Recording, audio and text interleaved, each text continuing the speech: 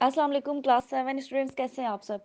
Class 7 आज आपने मुतशाबिह अल्फाज करने हैं। ठीक है, ये काम आप लोगों ने वर्कबुक पे करना है और जिनकी वर्कबुक ऑलरेडी फिल्ड है वो बच्चे अपना ये काम कॉपीज पे करेंगे। ठीक, मुतशाबिह अल्फाज क्या होते हैं, इनसे जुमले कैसे बनाने हैं, मैंने आपको वीडियो सेंड की है, वीडियो देखें गौर से और फिर उसमें किस तरीके से काम करना है वीडियो देखने के बाद, उसको समझने के बाद आपने करना है। ठीक है ना, सब बच्चों ने वीडियो लाजमी देखनी है और वर्कबुक पे जो बच्चे काम करेंगे डेट और डे डाल के नीट लिखेंगे और ब्लैक पेन से नहीं लिखना आपने, या पेंसिल से लिखें या ब्लू इंक पेन से लिखें। इसके अलावा जो बच्चे कॉपी पे करेंगे तो जिनकी बुक फिल है वो कॉपी पे करेंगे, उन्होंने भी इसको नीट लिखना और लाइन छोड़ के लिखेंगे। ठीक है ना, दो सेंटेंस बना लेंगे जब आप मुतशाबिह अल्फाज के, तो फिर अगले जब दो सेंटेंस बनाएंगे दरमियान में एक लाइन आपने छोड़ देनी है। ये उन बच्चों को कह रही हूँ जिन्होंने कॉपीज पे करना है।